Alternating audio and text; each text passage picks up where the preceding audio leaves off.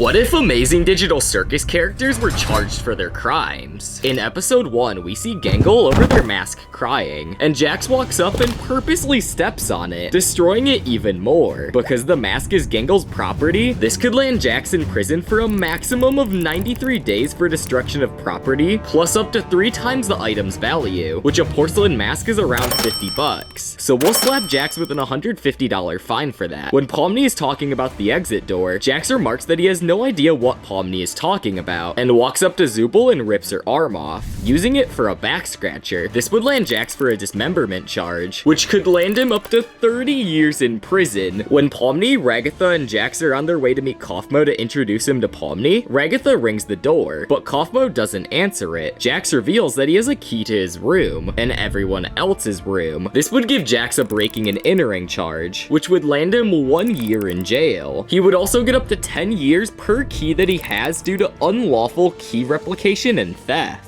Assuming he has a key for everyone's room, not counting his, we would give Jax 50 years in jail. After that, he reveals that he may or may not have went into Ragatha's room and put a centipede in there, which is Ragatha's only fear. This would land Jax yet another breaking and entering charge, adding another year onto his sentence. When the gang finds out that Kaufmo abstracted, Jax takes this bowling ball and then runs away. Because the bowling ball is worth around $150, this would land Jax a petty theft fee, punishable to up to 93 days in jail with a $500 fine. When Kinger and Gangle are by the Zooble hole, Jax throws the bowling ball at Kinger, causing them both to fall down the hole. This would land Jax 2 counts of assault with a weapon, adding another 20 years and giving him fines up to $50,000. In addition, Jax would get another year added onto his sentence because of assault without a weapon, because Gangle fell in the hole because Kinger knocked her in, but this was Jax's fault. When they get knocked into the Zooble hole, Jax kicks this gloink in jail, which would land him battery charges with up to 93 days and a fine of $500. But if you thought that was crazy already, you've heard nothing, because that was just episode 1. We still have to look at all of Jax's crimes in episode 2. When everyone was in the truck getting ready to take the syrup back to the gummy bandits, Jax remarks how he's going to get into their vehicle and shoot them repeatedly until they're unrecognizable. Because there is 3 of them, this would land Jax 3 counts of conspiracy to murder, which could land him 3 life sentences. That being 1 life sentence for every person he conspired to murder. Next, he grabs Pomni by the throat and throws her outside of the vehicle. This would probably land Jax another assault charge, giving him 93 more days in prison and up to $500 in charges. He also hits one of Gummigoo's friends and knocks him into the truck, which could get him another assault charge with 93 days and another $500 fine. Next, we see Jax tell Gangle to ram into the truck being driven by Gummigoo's friend. And while Gangle does not get the charge for reckless driving, Jax actually tells Gangle that if she doesn't ram into the truck, then he'll tell Ragatha about the figurine thing. And if you don't get the joke, I'm happy for you. Anyways, because Jax is threatening to release a dark secret of Gangle's if she doesn't do what Jax says, then that would land Jax a blackmail charge, which would add another year onto Jax's sentence. Next, Ragatha tells Jax that ramming into the other truck would be a very bad idea because Pomni is currently hanging on for dear life on top of it. Jax doesn't want to hear what she has to say though, so he punches her to the ground, which would land Jax yet another 93 days and $500 for assault. Once the truck emerges in the Fudge Monster area, Jax agrees to help the Fudge Monster to eat all of the candy people, which would make Jax an accessory to murder, giving him up to 3 years in prison as well as a fine for $5,000. This leaves Jax with destruction of property,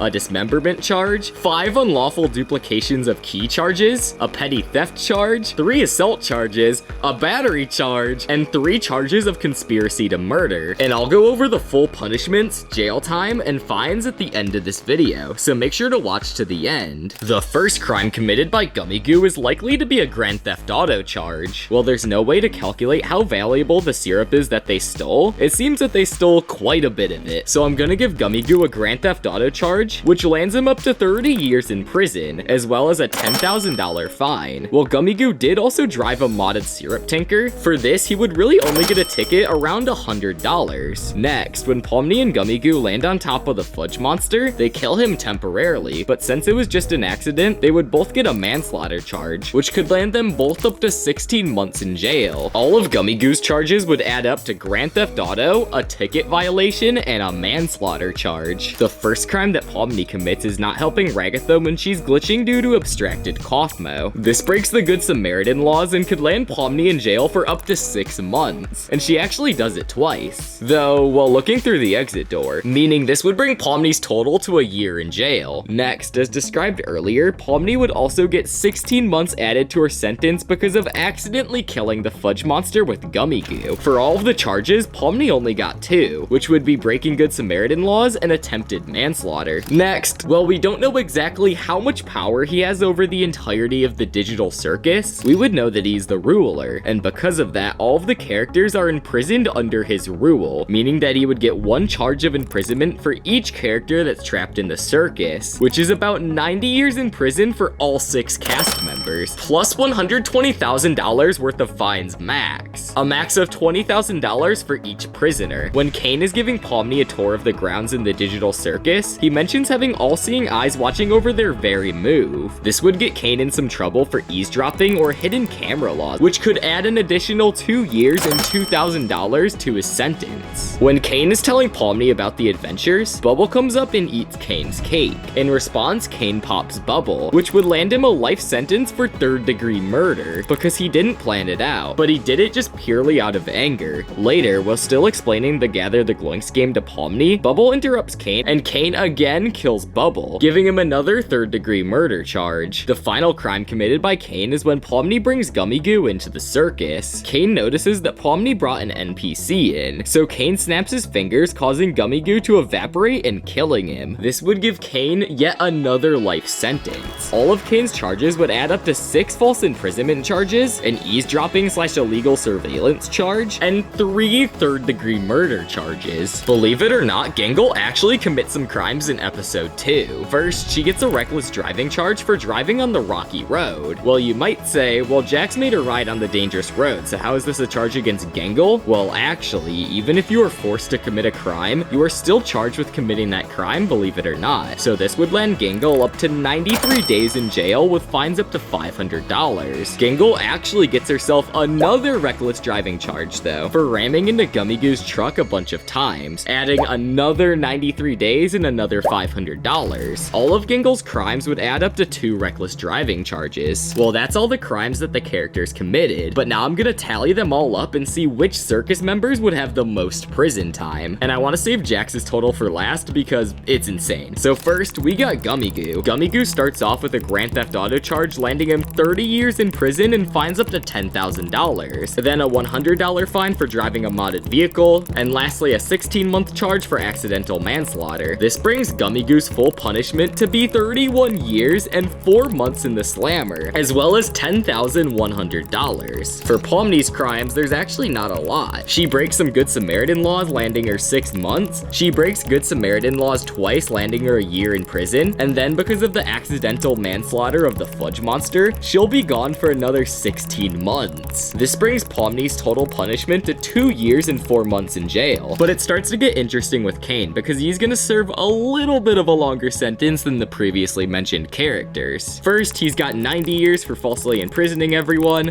plus an $120,000 fine. Then for eavesdropping laws, he'll have another 2 years and $2,000 worth of fines. And finally, he murders Bubble as well as Gummigoo, which gives him 3 3rd-degree murder charges, which will land him 3 life sentences. In total, this gives Caine 3 life sentences, plus 92 years on top of that, as well as $122,000 worth of fines. But last but not least, and obviously who will be serving the most prison time, is Jax. He's got a destruction of property charge, which gives him a fine of $150, and then a dismemberment charge, which is around 30 years in prison, then 50 years for all of the stolen keys, plus 2 years for 2 separate breaking and entering charges, then a petty theft charge costing him $500 in fees and up to 93 days in jail, then a fee of $50,000 plus 21 years in prison for assault of Gangle and Caine Slinger, plus more battery charges, which is another 93 days and $500 in fines, 3 life sentences for conspiring to murder 3 different people, 2 more assault charges, adding another 186 days and $1,000, and then another year for blackmailing, another assault charge, and finally accessory to murder, which gives Jax 3 years and $5,000 worth of fines. Altogether, Jax would be locked up for 3 entire life sentences, 103 years, 3 months, and 10 days in the slammer, along with fines up to $57,500.